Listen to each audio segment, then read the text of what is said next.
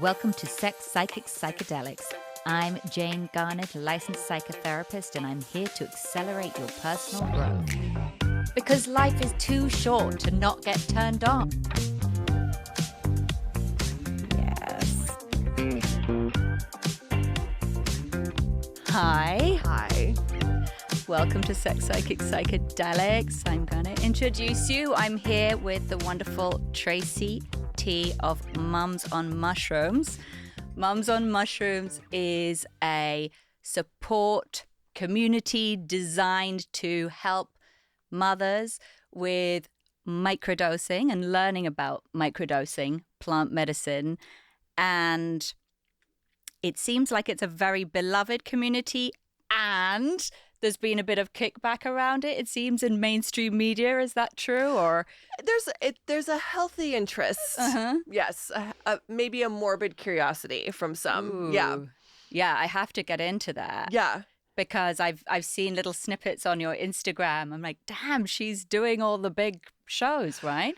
That is true. I mean, I the point of view I take is that at least they're open to the conversation, and that's amazing. So whatever perspective you bring to it, I would say overwhelmingly it's been positive, if not, slightly skeptical, but there's been a few kind of, rough patches. But so where is mainstream media on mushrooms right now, do you think? I would say, well, it depends who you're talking to and what you're and how you're talking. If you're talking on camera, there's a very different perspective than maybe behind the scenes. Yeah. I think right now our country is in corporate America is in a little bit of a, I don't know how to report about this because I don't want to get in trouble. And because it's a schedule, because psychedelics, psilocybin is a Schedule I drug, the real concern is liability from a media standpoint. So we want to do this report on athletes who microdose or moms who microdose, but the powers that be say we can't talk about this, and there's all these things you have to check. And, so there's a lot of like back end dealings and fear to kind of protect everyone. That's unfortunate. So, but, from where I stand, by the time they get to me, a lot of the best stories that I think have been told through the mainstream that I've been fortunate to participate in have been pushed forward by women, either female producers and or female anchors.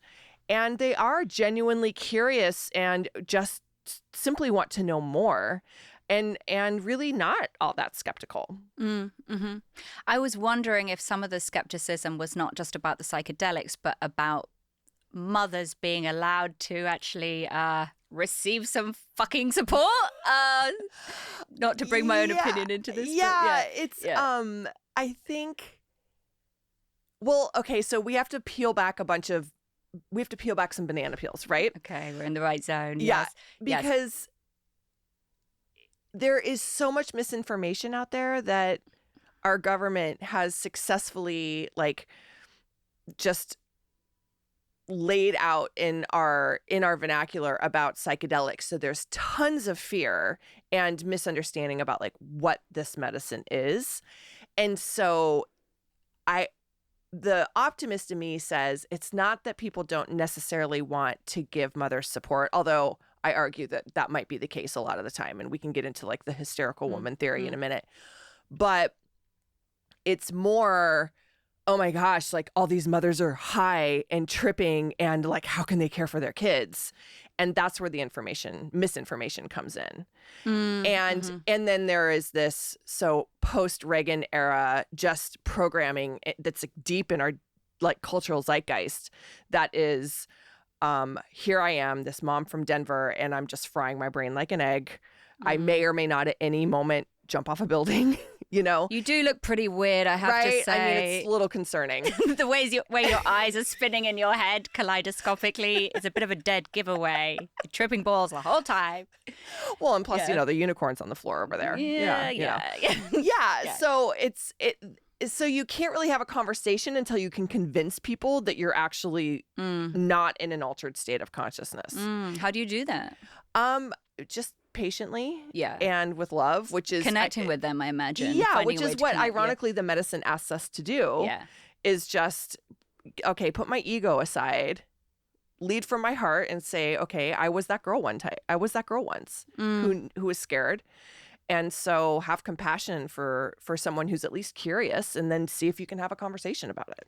God, I'm so glad you just said that. It just landed this memory for me of being, I don't know, maybe 10 and thinking drugs are terrifying. I will never do that.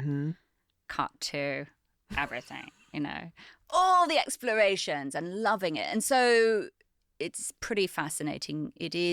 We are scared of what we don't know. The other thing I like about what you just said was the way you brought compassion online in me. I was making a judgment, like nobody wants to help mothers. But what you brought online was the idea that actually people are feeling protective about the idea of mothers boosting their mental health with mushrooms because they think it's going to get them out of control. I'm so far away from that because I understand about how a different dose is, one dose from another dose of micro from a macro.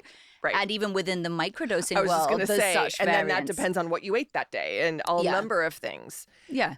And deservedly so, they should be protective. And I do think we struggle with the idea. I just had this conversation last night at a dinner.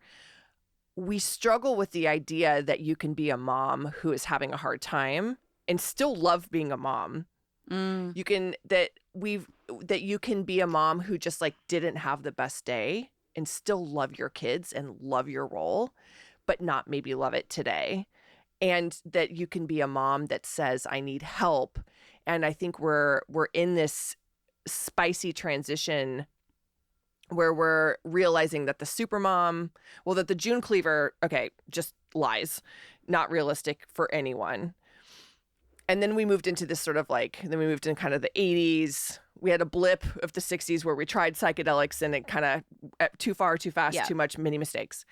And then some of the moms were burning their bras and some of the moms became liberated but that was too much. And then we moved into kind of the 80s. They became liberated away from the kids as well, right? Right, because the pendulum has to swing. You have to take off to be alive. Right, and you were cast out in many ways too, so you didn't have a choice.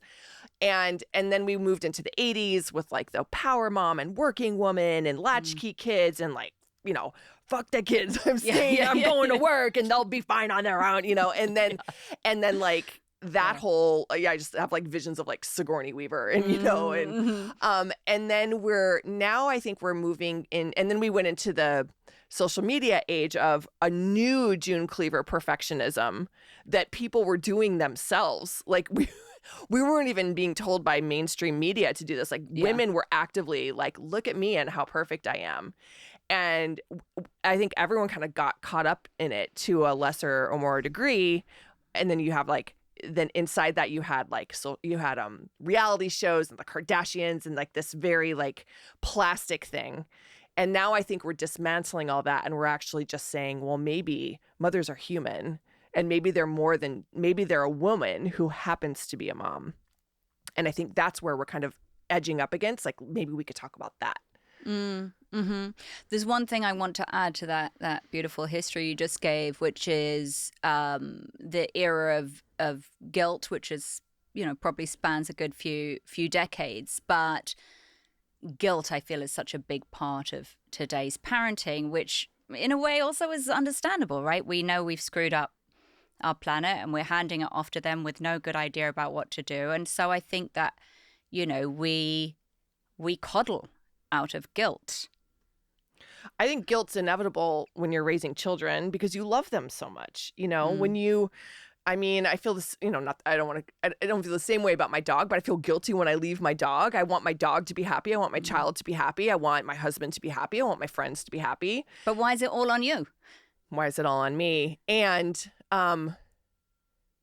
where is the guilt coming from? Is the guilt coming from abject failure or just anxiety for what might happen, And I think it is hard. And then you've got existential guilt, that we are all suffering with as well. Yes, exactly. And that thing that you just illustrated, which is that weird omnipotence. There's a aspect of being a mother that is sort of strangely omnipotent, just as we also take lots of hits and become martyrs quite easily. Quite We easily. also think that we're, in some ways, all responsible, if not all powerful, that it's on us. Mm-hmm. The whole thing is kind of on us. So, I mean, what I'm fascinated by and what you're doing is you are, in my opinion, chipping away at these sort of massive calcifications around the mother archetype. Mm-hmm. I mean, this is big stuff, Tracey. Yeah, I didn't plan on it being big stuff. I just like thought, you know, when I started working with this medicine, I just was so grateful for the transformation that I felt and how I had been on this spiritual path for quite a while and how I just got in the fast lane with it. Let's get granular around this, around your story and how microdosing has helped you. Okay. As a mother.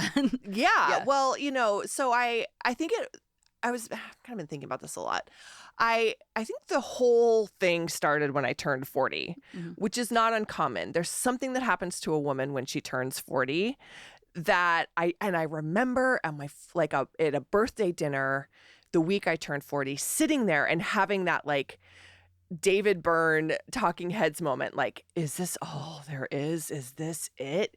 And who am I sitting here? Like, I felt suddenly like I hadn't used my brain in years. And I was a performer. I was doing a comedy show. I was very creatively engaged, but it didn't feel like it was me. And I was just like, who is she in here? And she's 40 now. What is she going to do for the next decade? And that just started me on a trajectory of asking questions and finally feeling, I don't want to say confident because I don't think I was confident. I think I was more like resigned to just accepting whoever was staring me back in the mirror finally and just saying like, well, she's not great, but here she is. And maybe I could love her if I get to know her. And so that took many years. And then it was losing that same comedy show that I was performing at when I was at that dinner party. We lost it in COVID and just the massive transitions that happen with these ridiculous lockdowns. And it's so funny that we're talking on the anniversary. 4 years ago today was the day. And I remember calling my agent here in Hollywood saying, I don't think this is going to go. Like, I think we had all these shows booked and I was like, I don't, Garth Brooks just canceled his tour. Like, I don't think we can mess around with this. And he was like, no, Tracey, don't read the tea leaves and it's going to be fine. And I'm like, I just don't think it is. The Tracey tea leaves. Yeah. And we, over the course of 2 weeks, watched a 10-year-old business just sift through our hands, me and my business partner. And that was kind of like the straw that broke the camel's back. And again, with an existential crisis like we had with the pandemic, I had time and space and enough grief to just surrender into something else. And so I said yes to a mom's camping trip outside Boulder, Colorado. And my best friend, same business partner, she was like, Tracey, we're going to go up to this lake. We're going to camp. You're going to stay with me in my camper and you're doing mushrooms. And she's like, you're going to put your big girl pants on and you're going to do shrooms. And I was like, okay. And, I had been exploring and learning about plant medicine for years before that. I've always loved all things mushrooms. I thought ayahuasca made a lot of sense, but I was just kind of like, well, I can't do that until my daughter's like, I can't just go into the Peruvian jungle for 3 weeks. It's just not, didn't seem like anything I could do. And I was very scared. I was raised to be scared of drugs. I was raised to think they were bad. I had a lot of guilt for struggling with motherhood. And when I finally said yes, as I drove up to that camping trip, I remember thinking, if this night ends how I think it is going to, maybe there's something here. And it did. Like, it was just that amazing first trip that everyone has. I reconnected with God and saw every symbol that had ever been written in the history of the planet. And I laughed so hard and I felt love and I understood nature on a grander level. And I was just like, wow. And I had also in that kind of time period, a few years prior, I had to have a full hysterectomy at 41 years old, which put me into surgical menopause. I mean, they took everything. And I've had stage 4 endometriosis since I was in my 20s. And so I've had surgery after surgery. It was a miracle that I got pregnant. I was only able to get pregnant once. And my doctors had wanted me to have a hysterectomy like in my 30s. And I had always said no, but it had gotten so bad that like we couldn't even like find my ovaries. So I finally said yes because I was so miserable. And then I got real miserable in surgical menopause. And I had been put on Wellbutrin by my functional medicine doctor, actually. So another thing I never thought I would do is to take an SSRI. And thank God it helped me bridge that transition that's so abrupt when you wake up, you go into the hospital with hormones one day and you wake up and you don't have them anymore. But I knew it wasn't going to be a long-term thing for me. And I was like, well, then now what do I do? Do I take this forever? What happens if I get off? And so microdosing just made sense. And so I finally just tried it. And it just was like, like all that whole time of answers and questions, everything just sort of clicked into place. And I was hooked. And now many journeys later and having met my mentors, there was one particular journey. I was lying on the floor with my mentor crying, of course. And I go, I just think I was put on this earth to take mushrooms. I think I am. Like, I just think there are medicine people. And I do think like I am one of those people. Like I am my best self when mushrooms are in the room, for sure. I'm a huge fan of mushrooms too. And it's interesting how the perception changes along the way. I really found working with mushrooms through iboga. So I journeyed with iboga and I worked with these mystics and I thought they were incredible. And so I did some sort of coaching follow-up work with them and they would send me on these kind of like spiritual missions. It was super fun, kind of spiritual treasure hunts. Wow. And one of the things they would do is have me like take mushrooms and go and like, journey with trees and commune with nature. And at first when they suggested this, I was like, oh, you're having a laugh. Because to me, mushrooms were something that you did to have a really stupid, really silly time and get into a more kind of teenage mentality. Right. So the idea of spiritual questing on mushrooms was just like, really? And then, of course, I did it and I was like, just, in awe. And I'm in awe, really, of their versatility. I think they're wonderful, wonderful things. Yeah. I love their versatility, too. I actually love that you can have a really silly, fun night. I think the world needs to have more fun right now. I agree. I think fun it should not be swept aside. It needs to be front and center as something that is medicinal. I think the magic words are just for fun. In fact, years ago, my friend said, I'm going to a psychedelics conference. I'm like, no, you're not. They don't have psychedelics conferences. Oh, yes, right? they do. Well, now they have huge ones, right? But at this time, this was like the first little MAPS one. And I went just for fun. I'm like, I'm going to have to, pause my serious therapy practice and go because it's just too fun that there's the idea of this. I just thought it was the goofiest, silliest thing.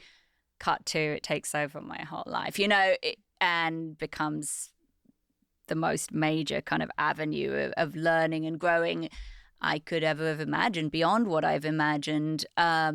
So I always think about that and think, just for fun, if you're ever thinking, just for fun, like do it, because there's a slipstream there. There is. And it's not a negative one. I mean, if I hadn't gone up to that camping trip just for fun, I wouldn't be talking to you today. It's not a negative one. It's not. Yeah. And it's, it was just so good that night was just so good. And it was so redeeming to for lack of a better word, live through it. The way I was raised in the era that I was raised in, I was so terrified of drugs So terrified.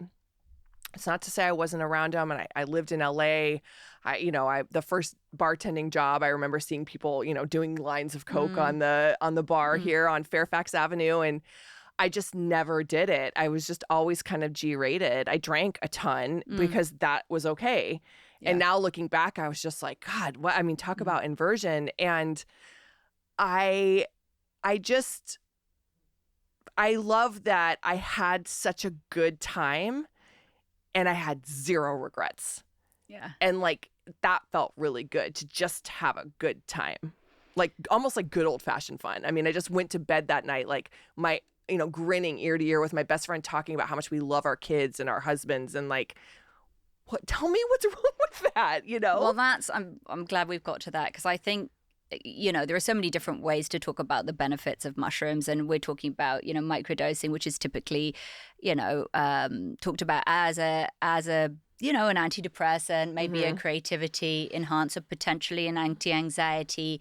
But I think one of the ways that, aside from sort of staving off depression, I feel like for me as a mother, one of the ways that the key way that psychedelics has really helped me is anchoring me back in my heart and my love. And it has worked for me and my kids. I'm so connected to my girls. I think I would have been anyway. I'm a nurturer and I love being a mum for the most part. But the journeys that I've done, and I'm talking more about macrodoses in this case, but have just like put me into that socket, that is my heart, what I really care about, what I really want to nurture on this planet, and the joy of it, the joy of loving, period, Yes. Getting to love. That is so beautifully said. And that's the gift. Yeah. And sometimes you've got to go on a treasure hunt for the gift and to know that you've been given it. And that doesn't come naturally to a lot of us because there is so much guilt and there's so much fear and there's so much to do and there's so much expectation and on and on and on to just lie there in deep love. Yeah.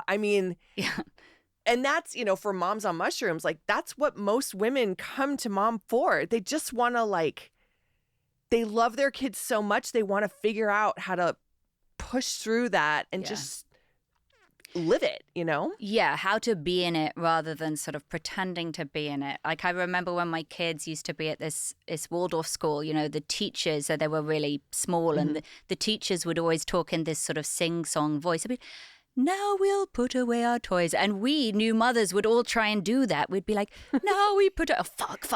We just couldn't do it, couldn't do it. And why? Because it wasn't really real. It wasn't germane. It wasn't who we actually were. It was who the teachers were and had been trained to be, but it wasn't who we were. And so I think there's a lot of that kind of crap around motherhood of like what it's supposed to look like and all of this kind of thing. And it's not what it's supposed to look like. I don't think it's about what is it supposed to feel like? What can it feel like? I mean, we're dealing in a feeling modality here. Yeah, it's nice to have a clean kitchen, but can you connect to your kids, right? Yeah, feel. And then what I'm realizing, certainly for myself, and this isn't any fault of like my parents or anything, it may be our society, but I was never told that my intuition meant something that I know. I mean, you hear about like mother's instinct and mama bear, and we kind of make these pithy buzzwords around it to give ourselves some credit. But like what motherhood looks like for me shouldn't and certainly doesn't look like what it looks like for my friends or my sister or how I was raised. And like, I don't care anymore, but like that's huge. It's huge. Congratulations. And I can't care what it looks like for other people. On the flip side, I had to do a lot of work and check my ego and my judgment at the door and say, I'm gonna let her do her thing, and what do I care if it's not how I am? She's doing her thing and I'm doing my thing. Yeah. And that is 100%. That was the medicine for me. Yeah, I'm glad you brought that up. I think it's a really big deal, self-judgment and judgment of others. And it really limits our experience. And sometimes it's just we don't even want to look at that, right? There are these, why do we want to look at the ugly parts of ourselves? And I think that this is, for me, another huge, actually probably the main blessing. Well, there's always these main blessings for psychedelics, but this main blessing has been support in looking at my shadow. So I feel like with mushrooms, I'm supported. I'm given enough love, enough of a good feeling inside myself to willingly turn towards the thing that I'm fucking up, doing wrong, being limited on. I had an example of this recently where, so I have a ex-husband and we have a good ongoing relationship that we work hard at. And every now and again, we'll run into a wall. And this happened recently and we had a fight about money. And, money, things can get pretty calcified. And I was stuck. I couldn't get into empathy. I just thought he was being unfair. I just was like, he's just being unfair. And I knew that I could gather the support of other people around me. I could tell them the story and they'd be like, yeah, he's being unfair. And I knew that I could do that, make myself feel better for a second, but it wasn't going to fix the problem. So, okay, all right, I'll go to the mushrooms, and write down, first of all, what I'm hoping to achieve in this journey. I'm hoping to find empathy for my ex-husband so that I can move forwards and we can be good co-parents to our children. Go on the journey. Guess what? The mushrooms show me my empathy failure, my shortcoming. They help me travel into his shoes, into the weight in his shoulders, into how he feels. By the end of it, I wrote him a letter. He's like, how did you know? How you said exactly what I was like, it was the drugs, babe. I mean, seriously. It's and then I gave him some and it was such a good little story. That's such a good story because I think we even doubt that actually happens. I mean, people in the psychedelic space, we can all tend to be in a vacuum and tell each other these magical stories. And the magic. Yes. Yeah. But then when I find that I'm still like, was that real? Did that, was I right? Did I figure that out? And to hear that, I believe you. And it's miraculous. It's miraculous. It's miraculous. Yeah. And it's all you doing the work, it's miraculous that you were like, I'm not in my empathy space.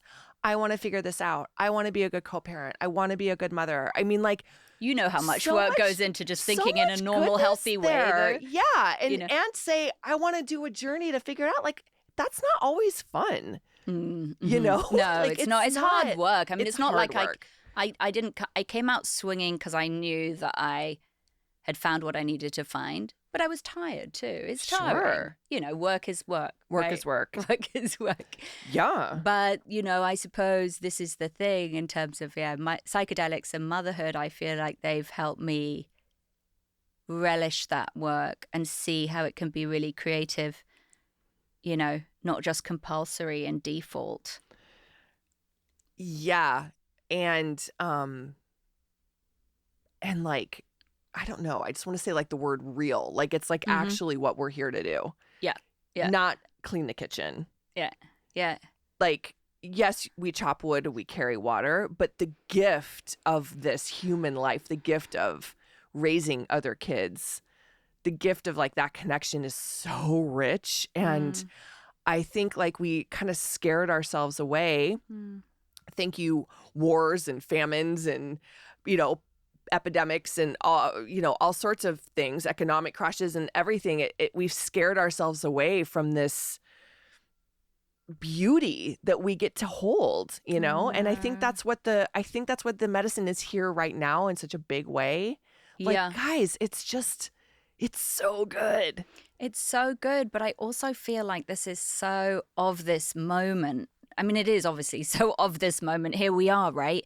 And mushrooms are just burgeoning in this moment, and our awareness is burgeoning with them. And I love you talking about the kitchen because I'm always in the kitchen.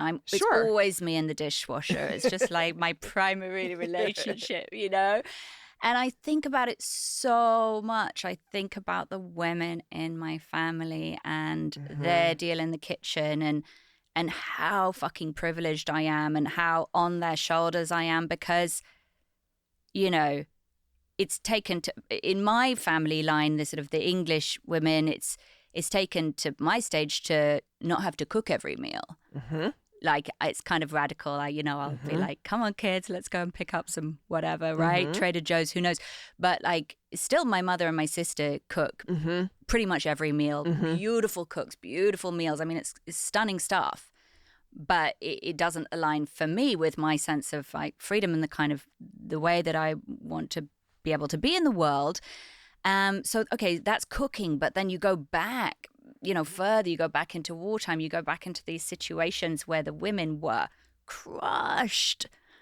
I mean, they didn't have, they had a lot of things that they didn't have, right? They had a lot of oppression. And we have a different set of problems with all of this awareness, right? We've got this kind of planetary awareness, which is really exhausting and an overload of information. But here we are, being able to have this conversation, being able to realize the beauty of motherhood. And that is generational healing. Yeah. Like, I didn't understand it until a recent journey. And it is, you can get very woo about that, but just sitting and paying homage, like, I see that lineage in your family, and that meant something. That means something for you, which means it means something for your daughters. It means something for me, and it means something for my daughter. And that shouldn't be lost, and giving credence to that, to those women in the time and space that they were handling the situation that they had, doing the jobs that they were given to do with the resources that they had. Also, ironically, gives you compassion for where they failed the mark, But then if you can see it through their eyes, like you were just saying, even like with your ex-husband, if you can see that through their eyes, then you can forgive and you can let it go. And then the fork in the road changes. And that's generational healing. Like, that is changing the narrative for the future of our children. And if you want to say you love your kids, then isn't the one thing that you should prioritize over anything else, especially your kitchen, isn't it fucking fixing yourself? Like, isn't it to not be the omnipotent, all-knowing one, but to say, I'm not perfect and I'm willing to fix what I mess up? Like, isn't that it? I think that's it. I think being alive, being open, being willing, right? I mean, my kids don't give a fuck about what I'm doing with my career or you know what I mean? Any of the things that I think are important. They probably do. I mean, they do, but it's much more about, I mean, they kind of do. Look, they're teenagers. We can't have super high expectations, but they care about who I am, and they care about how I show up for them and whether I listen to them and whether I take their feedback. Whether I'm open enough to take their criticisms and see if I can like adapt and things like that. Like, that means a lot. Yep. Because they're smart and that they're is aware. The result of the work I'm doing. So it's sort of like, is the work that you're doing in your career feeding them back into who you are? And I think this is one of the things that psychedelics has certainly been helping me with, is really sort of see things in a multidimensional way, right? Not compartmentalized. Like, it's like my work and my life and my love aren't separate anymore. It's just one big cosmic soup. It's one big cosmic banana split. Amen. Well, we're lucky, huh?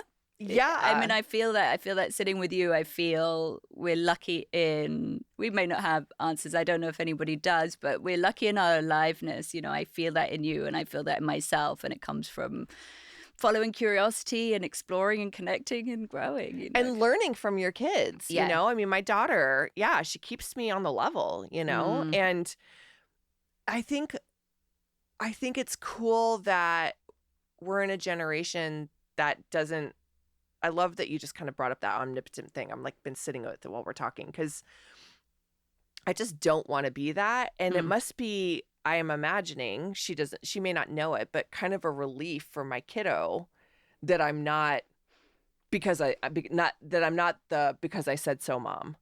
You know, that there's an open dialogue there, and a chance to always evolve and change. And then for me, I just am like, that's what I'm patterning. I'm giving her permission to forge her own path without it looking, you know, like everybody else. Absolutely. And I also think there's this sort of opportunity, I'm just figuring this out as we speak, but to find truth together. If you open up the field, if you say, you might be right, I don't know. You might be right. Let me have a think about that. Are you sure you're right? What do you think? You just ask a bunch of questions and you just sort of sit there. The mysterious nature of truth. When you open up space for it, it will just start coming in, and then there it will be. Right. And everyone knows it. And you didn't have to be an asshole. You didn't have to be an asshole. You know? Yeah, no, it's good. Like, I was just imagining myself saying that to myself. Like, I was like, how many times am I going to say that to myself in the next week? You don't have to be an asshole. You just don't have to be an asshole. You know, I mean, it's so, I'm teaching a class with a wonderful, co-facilitating a class with a wonderful mother, Allie Tate Cutler, and we've called it Motherhood, Microdosing, and Magnetism. And it's really about unlocking the throat chakra. And we taught a class today, and we were talking about authenticity and the different kind of studies and the different sort of philosophical tomes about what it means to be authentic. But, you know, authenticity in the end is like a kind of a culmination of a bunch of things. Fluidity, how easily you can do something because it's the right thing for you to do, whether that's cleaning your kitchen or cooking or, you know, finding your role, and it's easy because it's aligned. And then being who you are, so knowing who you are and not wearing a mask about it, and just being who you are, which might be, I'm a messy mom, or I'm messy Tracey, you know, and then saying your truth and not apologizing for the things that you believe to be true, which doesn't mean you get to be an asshole. Like, you still have to be kind and considerate, but it doesn't mean you have to be apologetic or fake. And when that combination happens, there's actually no room for paranoia or guilt or other stories, because you're just you. And when you're like that in front of your kids, I imagine the relief of being a child and just knowing who's in front of you, that adult. Because, you know, as we were all growing up, we didn't know if dad came home in a bad mood, a good mood, you know, mom, you know, like, we don't know who our parents are a lot of the time. So if you can they model, didn't know who they were. They didn't know. In that generation. Yeah. Yeah. So like, that just must be a relief if we can move in that direction. Oh, completely. And of course, they're more dropped in than we are, right? We're more dropped in than our parents were. And then our kids are more dropped in than we are. Totally. So they know that we're not as fully dropped in as them, but they're like, at least they're on the path. They really are. At least mum's trying. She still They're doesn't like, know I'm shit. obviously wiser. This is my 5,000th life. My soul and I have already had a conversation in the crib, and she's doing all right. She's trying. Yeah. Bless her heart. Exactly. Yeah. It certainly feels like that with mine. How about you? Oh my gosh. Yeah. I mean, my daughter is such an old soul and so wise, and I'm just like, wow. Yeah, hilarious. Thank you for showing up for me, you know. It's a sweet ride. Sweet. I'm aware of time, so I just want to make sure that we know how to find you and what your offerings are, if there are offerings. And then I'd love to just kind of open it back out into your, you know, hopes for the future with Mums on Mushrooms. Thank you. Well, you can find us at momsonmushrooms.com. Okay. It's all kind of right there. We have 3 sort of sections of offerings. Our first is our private community membership, which is like Facebook for Moms on Shrooms, but completely off social media. It's so beautiful. There's about 1,500 moms there right now. It's only $2 a month. And I created it. It's called The Grow. And I created it with the idea that we don't really need a guru or a another psychedelic influencer to tell mothers what to do. We just need to start talking to each other. And that became abundantly clear to me as I got deeper with this medicine. It was like, oh, you're not supposed to be doing this one in a vacuum. This is very communal. And so that's what the Grow is. And we welcome all moms, whether you have never tried anything and you just want to circle the pond and just watch what other people are talking about, or if you're an experienced psychonaut and you have wisdom to share and compassion to give, and there's lots of resources. So I have to, one question burning, I have to ask you, what are you noticing? Oh gosh. Okay. Sorry, this is a whole other podcast. Oh my I'm gosh. just like, oh, why did I not talk about this? Okay. Okay, well, one really amazing thing I'm noticing is how many women in the third act of their lives are coming to this medicine. So we have this really big growing membership of women like 65 all the way up to 85. And it's women, and they're like, I'm not rolling out of here on this tone anymore. And we've talked to so many women who are just, and that generation, you know, the boomers really, that are like, I haven't cried in 20 years, and I think it's probably good that I learn how to. I haven't laughed in 20 years, and I think it's probably pretty good that I learn how to. I'm ready to come to terms with how I was raised. Maybe it wasn't the greatest in all the land, you know? And so that is just beautiful, because you want to talk about people with fear and programming that they're just bucking the system. Wow. So that's what I notice. And I think the main thing we notice is that it's not a particularly psychedelic community. It's just moms wanting to be better moms. You know, moms, they're still going to church. They're still at PTA. They're still working jobs. They're still putting themselves through school at night. They're going through divorces and losing weight and all the things. And they just don't want to do it the old way. Ah, beautiful. Yeah. Beautiful. Yeah. Amazing. Okay, so there's the online community, and then I think there was... Oh, yeah. Then we have like self-paced, like kind of instant download courses, Microdosing 101 for moms, Macrodosing for moms, that you can just kind of read as you want. And then we offer courses. So we have our foundational course is a 3.5-month sort of get started microdosing course that is much less about all the science, which is there and it's interesting, but like you and I both know that like it's not rocket science to microdose, you know. And I think it's a lot of unlearning that you have to follow the strict protocol and do it this one way. And really what it is space holding for you to create your own intentional relationship with this medicine, hopefully for life, you know.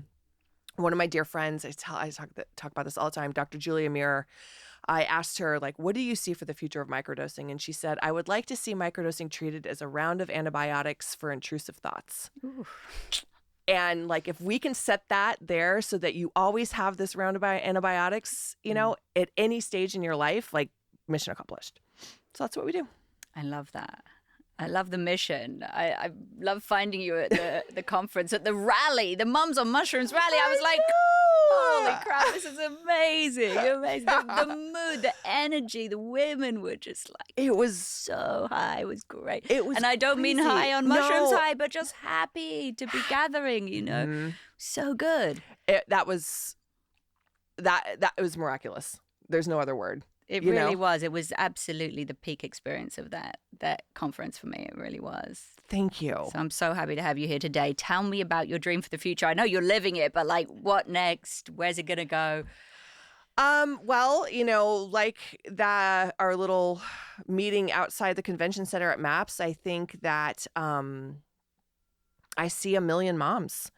I think when we have 1 million moms stand behind this medicine, it'll be legal. There will be no war. You know, like things in the world will drastically shift. Yeah. And it doesn't have to be, you know, mushrooms, but I think mothers standing proudly behind psychedelic medicine for healing, for mental health, saying, this is who I am. This is what I look like. Yeah. I'm not high. Yeah. Y'all need to pay attention to me. And then I think we'll start to see change. So however that looks, I'm not really sure. I think the medicine will guide us and tell us how to do it. But like, I think that's the goal. And I you know, I think in the short term, just having conversations where you can just show kindness and empathy inside something that you may not know about. And that ripples out in a bunch of different ways. And maybe just like give moms, some mom out there somewhere permission to just try it. Be smart, be safe, don't be an asshole. But, here's the resources. And if it calls to you, do it, Mm-hmm. Tracey, thank you so much. You are an exquisite ambassador of this medicine. So on behalf of psilocybin, I would like to thank you. The psilocybin, as another ambassador of psilocybin. The psilocybin would be like, she didn't have much of a choice, but we're glad she keeps saying us. She's very tired. They're like, fine. you guys think you're still the ones doing the know. talking. Yeah, I know. I'm like, I have nothing to do with it. I have nothing to do. I'm just a mushroom puppet. Just a one big spore. From one to another. Thank you. Thank you, darling.